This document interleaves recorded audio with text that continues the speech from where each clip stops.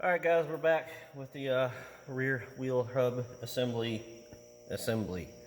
Got the wheel cylinder changed, got everything cleaned up nice, got the bearings packed, I've got the hub back on, but the outer bearing is still off. I've got it packed laying on a rag, because this is the only thing that's different from the front and that is important about doing the rear is the installation of the outer bearing and the seal. So let me get started here. Hopefully you can see here I've got the keyway absolutely clean and free of grease and debris. I wiped it out and then sprayed it down real good with some brake parts cleaner. The hard part about keeping that clean is when you put the hub back on, you've got to make sure that you don't drag the grease that's inside of your hub cavity there right across this keyway and get it full of grease again. You can get it on the bottom, which is what happened here. So I lifted it higher than I needed to instead of lower than I needed to. It's fine to get grease on the bottom. You don't want grease on the top, because then you got to clean it out again, and then you get brake cleaner running down into your fresh grease. And yeah, it probably doesn't hurt anything, but I don't like it. So then you got to take your freshly packed wheel bearing and you got to get the grease out of the inside of it, but keep the grease on the outside of it. So now this keyway I mentioned, you don't use a cork in it, right? What you're going to use is this, and this is made by Permatex. This is a gear oil specific RTV gasket maker. This is the only silicone that I have found that actually works for an extended period of time in this application. It doesn't matter the brand or the kind or the color. Everything else fails in just a few months in this application, and you end up with gear oil leaking into your grease. The black, the orange, the blue, the gray gasket maker, all of it, it ends up, the gear oil eats it up, it gets soft, and it just goes right through it. This is gray, but it's a different formulation. So let me show you what we're doing here. We've got to get the inside of that bearing clean first of all. So I need another rag. Come here. There you go. And some brake cleaner. And what we're gonna do is first we're gonna pick the thing up. You see it's full of grease inside. So we're gonna wipe it out with a finger, just to get the majority of what we can out, the largest of it. Then we're going to take a previously used-ish rag. We're going to go through here. I'm going to wipe it out again with the used-ish rag. Then we're going to take our brand new rag. We're going to hose it down with brake cleaner, get it nice and wet.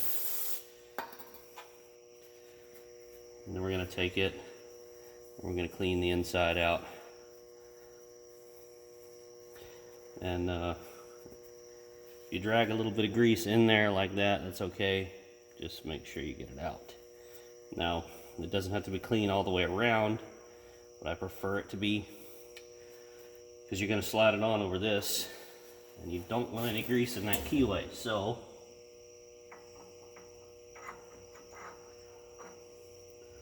just like so, just seat it. Now, the next thing to go on will be your seal, okay?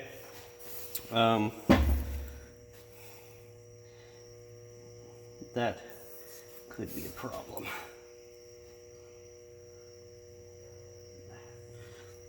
It's awful close to that grease, I don't like it.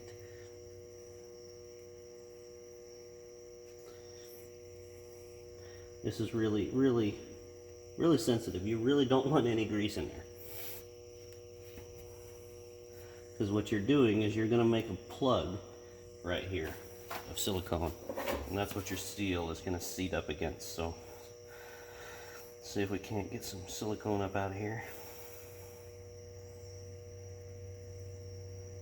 Come on, you know you want to.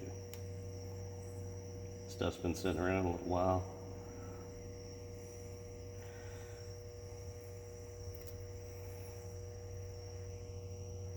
It's trying.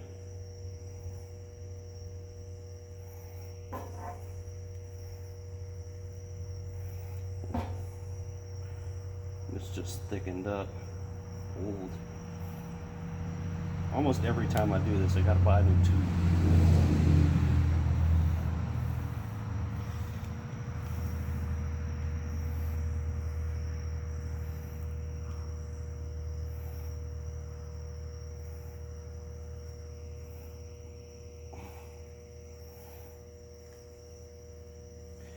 And it doesn't help with greasy hands trying to do this.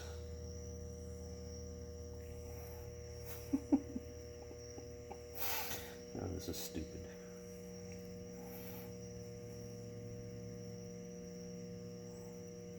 Well, here it comes. Alright, so pretty much you're just going to stick this in there and squeeze.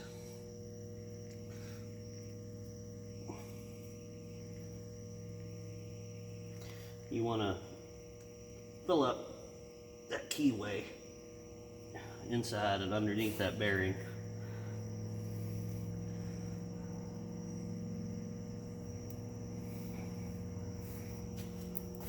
Now you can overdo that, so take it easy.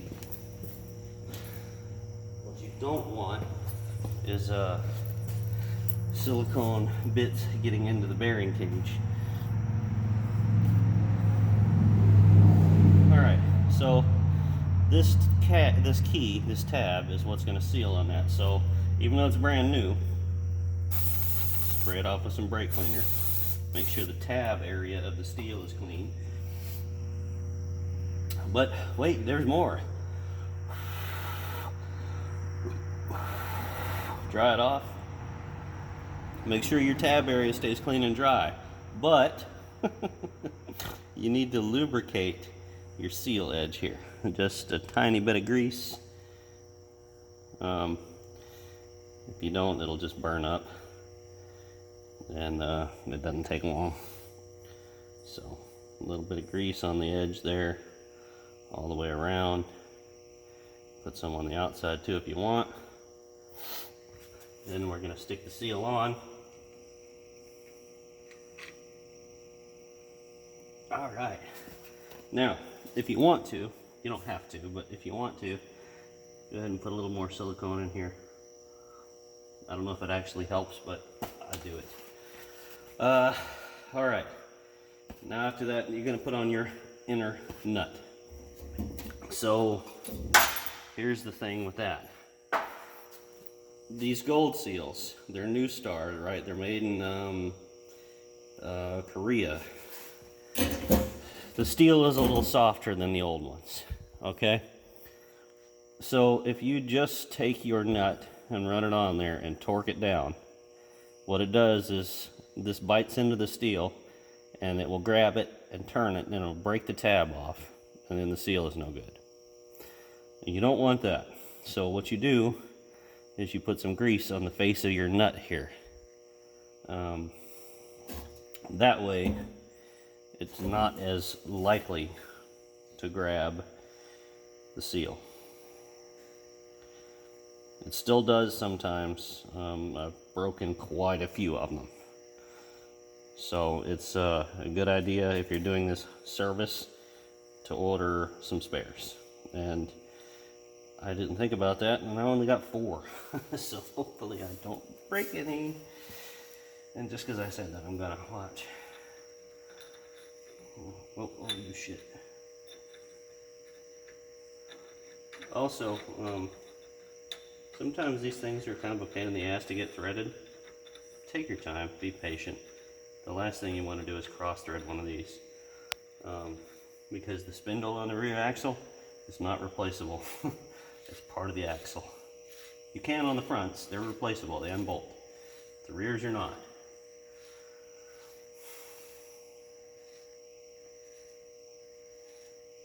So, it's also,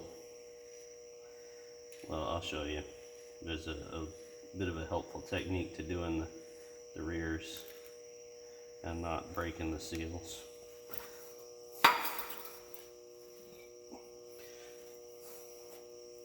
Let's see if I can go any more just by hand. Yeah, okay.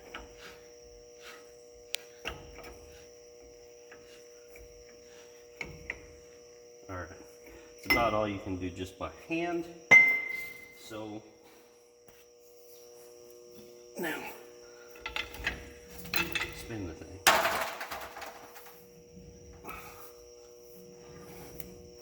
That'll help seat the rollers a little bit. See?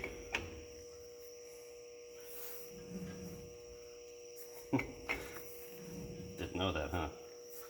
All right. So now, we're gonna actually start to try to tighten it up.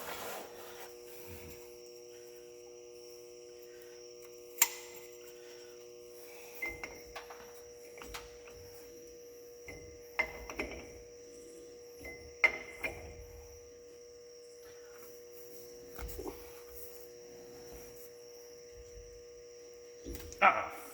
Yep. See, that didn't take much. I just sheared that fucking tab.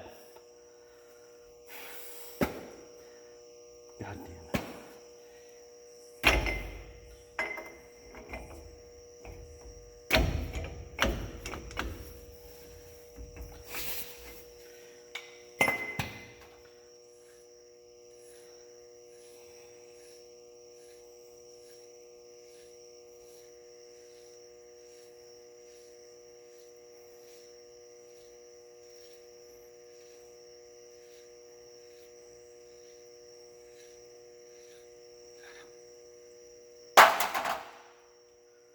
Now, before you pull the seal off, if you do this, because you had that grease on there, hose it down, because you don't want it in your keyway. You've got some silicone in there. That's fine. You don't want the grease contaminating it.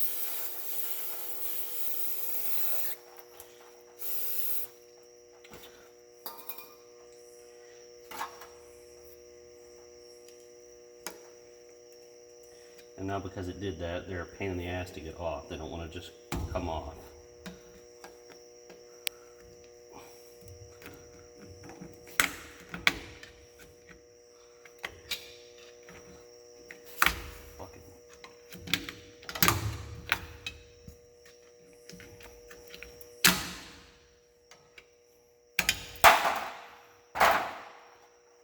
All right. Neat. Grab another seal.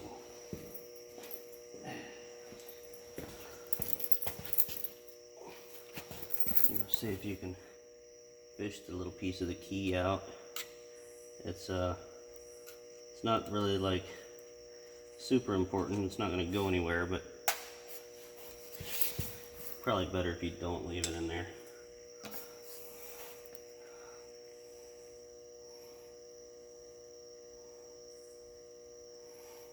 So I think I made my point. New Star seals, the steel is softer. Gotta be careful with them. Even when you know you need to be careful with them, sometimes you mess them up. See, now I'm one short for this job, which means I'm gonna have to use one of my new old stock ones out of my stash that I paid a premium for. So I bought enough to keep my truck on the road for a long time, but I paid quite a bit for them. But this thing has to go, so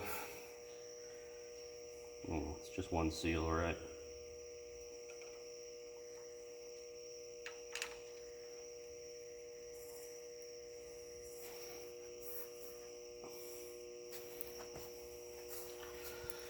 All right, let's try this again. Oh my goodness. Oh.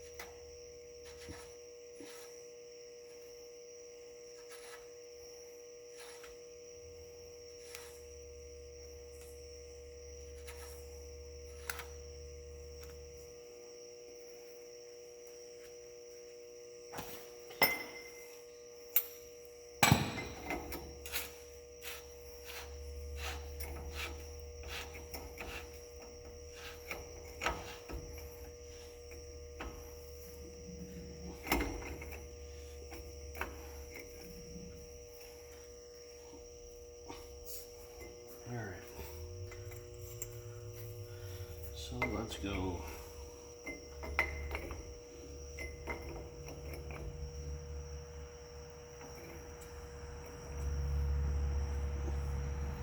We're just gonna go, we're not gonna tighten it as much, and we're only gonna go an 1/8 turn off. They won't handle the 50 foot-pound of torque that it's supposed to be. So, but there's no movement, so there's a little bit of, damn it, let's see. That's my problem. There's the movement back and forth there. That will cause that keyway not to seal.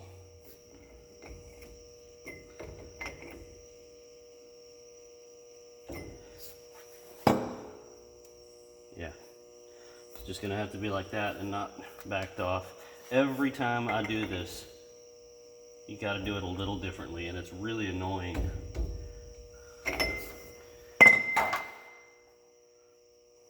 All right. So keep that in mind if you're getting new star seals. Put our lock on. And oh yeah, there's another cautionary tale for you.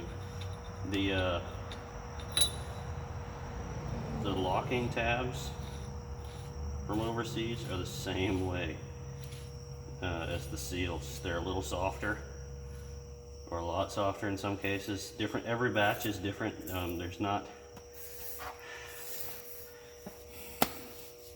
There's not a whole lot of like consistency sometimes. I mean, it's better than it was years ago, but they're still kind of hit and miss sometimes. So you might get one run of the locking tabs that will take the proper amount of torque, and you might get another run, you know, next time your supplier orders, where you'll put 70 pounds of torque on them and the tab will shear off. It's just, but the thing we do to keep these trucks on the road is we deal with stuff like that, right? So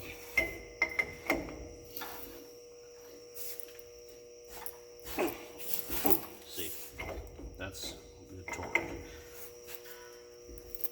When you can put your weight on it. All right. So I'm going to use this tab, this straight up one. It has not been used before. Where are my channel locks? Okay, I need my channel locks, and I'll show you why. I gotta find them. I don't know where I left them. Hopefully they're in the flowers drawer.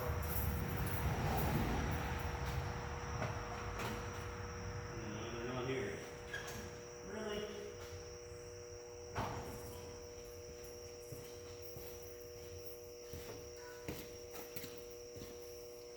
You know, I swear I'd lose my head if it wasn't screwed on. Ugh. Oh well. Alright, we're going to do it this way instead. I usually use my channel locks to grab this and pinch right here, and it'll fold that down at least part way, and then you can knock it down the rest of the way with the drift, but sometimes you got to do it this way.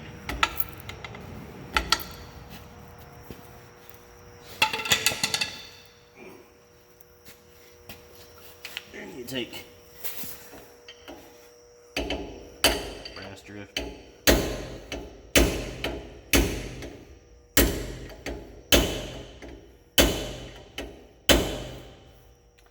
Okay, so a 3/8 extension will work for this in a pinch, but you really want to use brass. And the reason for that is steel can actually tear these tabs.